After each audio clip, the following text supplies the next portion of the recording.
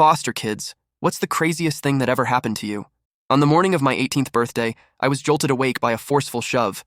My foster dad was standing over me, his face contorted with anger, barking at me to get the hell out of the house. I barely had time to open my eyes before he literally kicked me out of bed.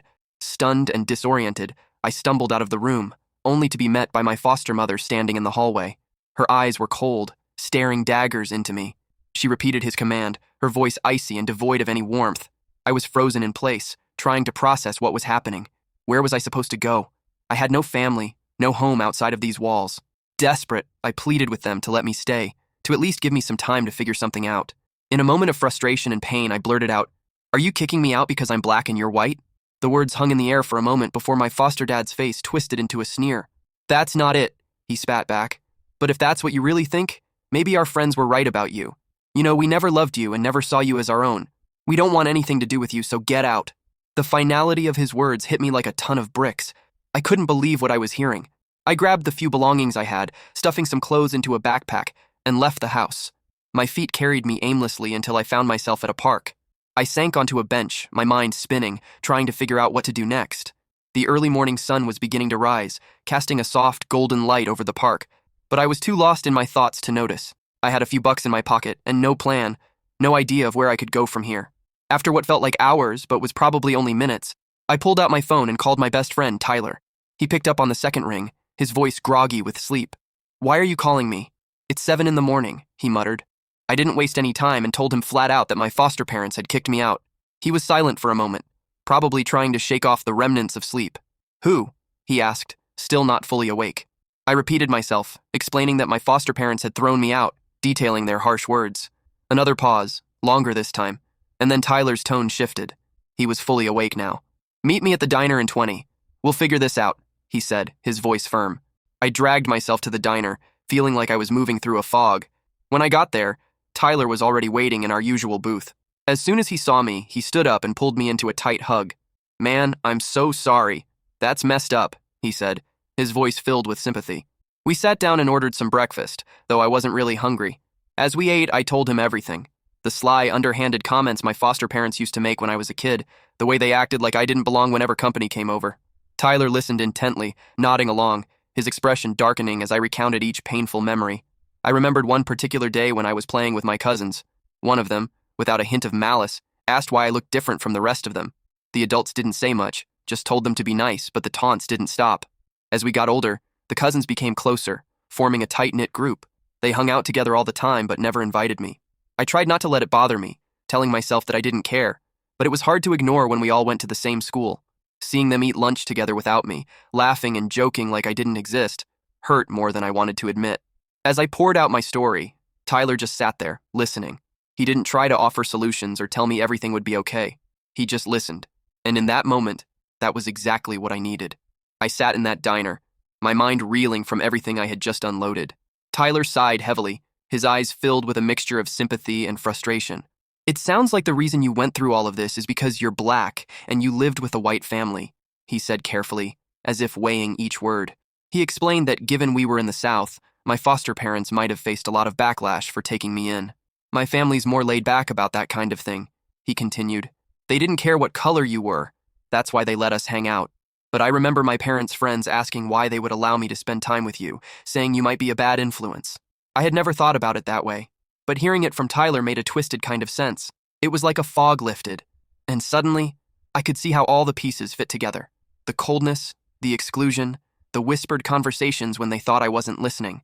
Determined to get to the bottom of it, I decided I needed to confront my foster parents and demand the truth. I tried calling them, but my calls went straight to voicemail. I left messages, pleading for them to talk to me, to explain why they had treated me like this, but they never called back. The silence on the other end of the line was deafening. Finally, I decided to go back to the house and speak with them in person. When I arrived, I saw my foster dad's car in the driveway. Taking a deep breath, I knocked on the door, my heart pounding in my chest. I caught a glimpse of him peeking through the blinds, but he didn't answer. Instead, I called the house phone, and after a few rings, he finally came to the door. His face was stern, devoid of any of the warmth I had once thought was there. "You need to leave," he said, his voice cold. I could feel the neighbors watching from their windows, their curious eyes following every word exchanged between us. I swallowed hard and asked him why. Why hadn't he protected me all those years? Why had they decided to kick me out on my birthday of all days? His response was as chilling as it was dismissive. He repeated that I needed to leave, and then, without hesitation, he threatened to call the police if I didn't go. It felt like a punch to the gut. This man had taken me in when I was just a child, raised me for years, and now he was treating me like a stranger, a threat. I left the house as quickly as I had come, feeling more alone than ever. It was like I was that little boy again, the one no one wanted to play with, the one who never truly belonged. I knew then that I couldn't stay in my hometown any longer. It was too full of ghosts and memories that I needed to escape. I made the difficult decision to leave and move to a new city, a bit further north, where no one knew my past. The first few months were a struggle. I stayed in a shelter for a while, saving every penny I could from the string of dead-end jobs I managed to find. It was a tough existence, but I refused to give up. Eventually, I saved enough to rent a small, run-down apartment. It wasn't much, just a dingy little place with peeling wallpaper and a persistent draft, but it was mine. For the first time, I had something that was truly my own. I enrolled in night classes at a community college, determined to get an education and make something of myself. During the day, I worked whatever jobs I could find, barely scraping by. I was exhausted all the time, running on little sleep and sheer willpower, but I kept going. Years passed, and my hard work started to pay off. I finished my associate degree and landed a decent job as an administrative assistant at a marketing firm. It wasn't glamorous by any means, but it was stable, and I found that I was actually pretty good at it. Over time, I earned a few promotions, slowly climbing the ladder. Then, one day, I met Jasmine. She was a new hire at the firm, bright and full of energy, with a smile that could light up a room. We hit it off immediately, and for the first time in a long while, I felt a sense of hope, a feeling that maybe, just maybe, things were starting to turn around for me. Jasmine was everything I had ever hoped for. Smart, funny, and incredibly kind. She had this remarkable ability to make everyone around her feel special, like they were the most important person in the room. It wasn't long before we were inseparable, our connection growing deeper with each passing day. After a few years together, I knew I wanted to spend the rest of my life with her. I began planning the perfect night, saving every spare penny to make it unforgettable. Jasmine deserved the best, and I was determined to give it to her. The evening finally arrived. We made our way to a rooftop restaurant just as the sun was setting, painting the sky in breathtaking hues of pink and gold. Jasmine's eyes sparkled with excitement as we were shown to our private table, tucked away in a cozy corner with a stunning view of the skyline. She looked around, taking it all in, and then turned to me with a look of pure joy.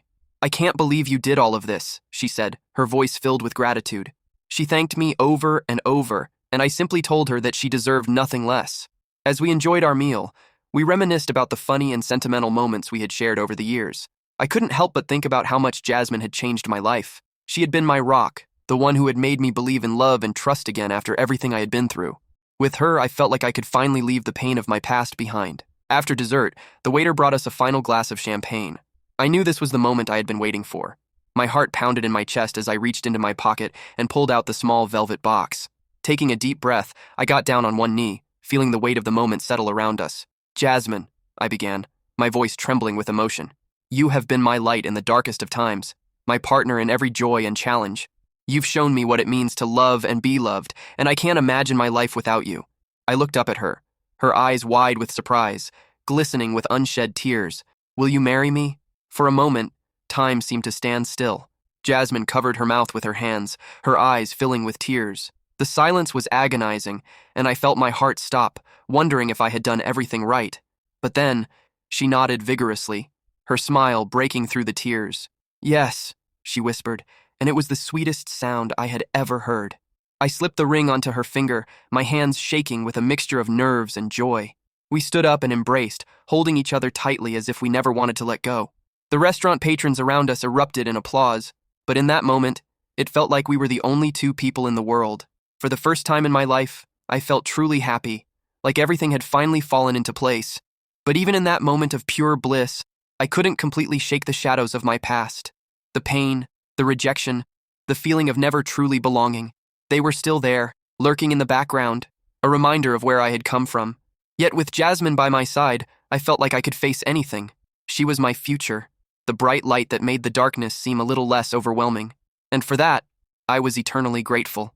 I tried my best to forget about my foster family and the pain they had caused me, but the memories were always there, lurking in the back of my mind like a shadow that wouldn't fade. I buried the hurt deep down, focusing on building a life with Jasmine, but some wounds never truly heal. Then, one day, out of the blue, I received a message from my foster parents. They wanted to reconnect and explain why they had kicked me out. The nerve of them. My initial reaction was pure anger. How could they expect me to listen after everything they had put me through? But Jasmine, in her gentle and wise way, encouraged me to hear them out. She reminded me that sometimes closure is necessary, even if it's painful. Reluctantly, I agreed to meet them. The first time I saw them again, the air was thick with tension. It felt like 1,000 unspoken words hung between us, and I wasn't sure if I was ready to hear what they had to say. My foster father spoke first, his voice tinged with regret. He said they owed me an explanation, that it was time I knew the truth. He explained that when I turned 18, they discovered that thousands of dollars of their emergency cash had gone missing. They had hidden the money in a small cabinet, tucked away in an old cookie jar that no one but them ever touched. A close family friend convinced them that I was the one who had stolen it. I was taken aback, blindsided by the accusation. I couldn't believe what I was hearing. "If you thought I stole your money, why didn't you just ask me?" I asked, my voice trembling with a mixture of hurt and anger. My foster mother's eyes filled with tears, her voice breaking as she spoke. She admitted that they were so hurt and angry at the time that they didn't know how to confront me. They were convinced that I would eventually own up to it, so they didn't see the point in asking. Instead, they let their suspicions fester until they became certainty, and in their minds, I was guilty without a trial. A surge of anger and betrayal welled up inside me. They had kicked me out based on an accusation, without even giving me a chance to defend myself. All those years of loyalty, of trying to be the perfect son, and they had thrown it all away over a pile of money. That night I couldn't sleep. The conversation played over and over in my head, each word like a knife twisting in my gut. I knew I needed to find out the truth, to prove to myself that I hadn't been the one to betray them. So I started digging. I combed through the profiles of my foster family and their circle of friends, looking for any clues that might explain what had really happened. I scrolled endlessly through posts, pictures, and comments, hoping that something would jump out at me, something that would make sense of this mess. One night, deep into my investigation, I came across a post from Karen, the close family friend who had been so vocal about me stealing from my foster parents. Her profile was filled with pictures of her recent activities, snapshots of vacations and family gatherings, but one post, in particular, caught my eye. It was from around the time I was kicked out, a photo of a brand new car, a sleek red convertible. The caption read, "Finally got my dream car. Hard work pays off." Something about the timing felt off. It was too much of a coincidence, and my gut told me that there was more to this story than I had been led to believe. The car, the money, Karen's sudden acquisition, it all started to add up in a way that made my stomach churn. I knew I was onto something, and I wasn't going to stop until I uncovered the truth. Determined to get to the bottom of what had really happened, I dug deeper into Karen's social media, scrolling through the comments on her post about the car. I needed to find out how she had managed to afford such a luxury. That's when I found it. A comment from one of her friends that read, "Congrats, Karen. Did you win the lottery or something?" Karen's reply was casual, almost dismissive. "Nope, just good financial planning and some help from an old friend." That vague response set off alarm bells in my mind. I needed to know more, so I called Tyler and told him about the post. We quickly came up with a plan. Tyler would go to the dealership, pretending to be a relative, and try to get some information about the payment for Karen's car. The next day, Tyler called me with the news. He had gone to the dealership posing as Karen's cousin. He told the salesman that he wanted to surprise her with some custom accessories for her new car, but first, he needed to know the payment details. And guess what? The salesman told him that Karen had put down a huge cash payment, the exact same amount as my foster family's missing emergency funds. My heart pounded in my chest as Tyler relayed this information. This was it, the proof I needed.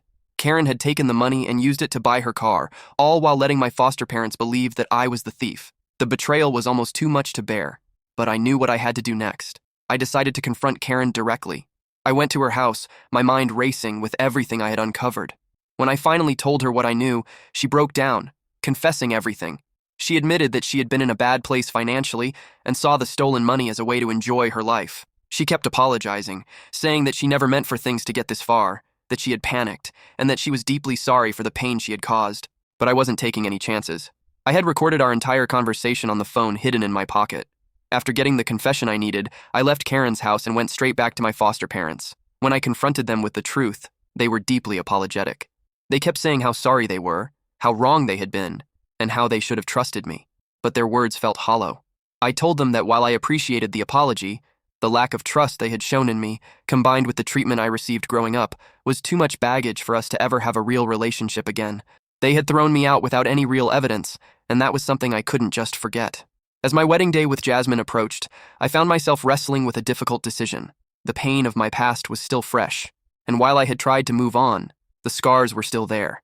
In the end, I realized that some wounds run too deep to heal completely, and sometimes the only way to truly move forward is to leave the past behind. In the end, I made the difficult decision not to invite my foster parents to the wedding. I knew that having them there would only bring more pain on what was supposed to be one of the happiest days of my life. This day was about Jasmine and me, about the life we were building together, and I couldn't let the shadows of the past darken it. When they found out they weren't invited, they were hurt, but they respected my choice, which was a small relief. On our wedding day, I was surrounded by friends and loved ones who had become my true family. Standing at the altar with Jasmine, I felt a profound sense of peace that I had never known before. The journey to this moment had been long and filled with pain, but here I was, finally at peace, with the love of my life by my side. After the wedding, life continued to improve in ways I had never imagined. Jasmine and I bought a house, a cozy place with a big backyard where we dreamed of starting a family of our own. The pain from my past didn't vanish overnight, but with time and the support of my new family, it became easier to manage. I threw myself into my work, and eventually all my efforts paid off. I was promoted to a management position. It was a big step for me, a validation that all my hard work and perseverance were finally paying off. Jasmine was always there, cheering me on, reminding me that I could achieve anything, and I knew I couldn't have done it without her. Every now and then, I'd get a message from my foster parents, usually around the holidays.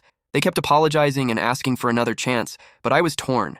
Part of me wanted to forgive them, to rebuild some semblance of a relationship, but another part of me was still so hurt, so angry. I didn't know how to reconcile those feelings. One night, as Jasmine and I were talking about it, she said something that really struck a chord with me. Forgiveness doesn't mean you have to let them back into your life. It just means you're choosing to let go of the anger for your own peace. I thought about her words a lot in the days that followed. I realized that I was holding on to my anger, but it was also weighing me down, preventing me from fully embracing the happiness I had found. So, I decided to forgive them, at least in my heart, even if I wasn't ready to let them back into my life. A few months later, I sat down and wrote them a letter. I told them I appreciated their apologies and that I forgave them for what they did, but I also explained that I wasn't ready to have a relationship with them, though I wished them well. When I sealed the envelope and sent that letter, it felt like a huge weight had been lifted off my shoulders.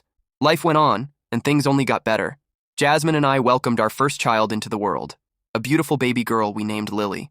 Holding her for the first time, I felt a kind of love I had never experienced before, a love so pure and overwhelming that it brought tears to my eyes. In that moment, I promised myself that I would always be there for her, no matter what, that I would be the father she could always count on. The past would always be a part of me, but it no longer defined me. I had found peace, love, and a new beginning with Jasmine and Lily. The pain of the past had finally loosened its grip, and I was free to live the life I had always dreamed of.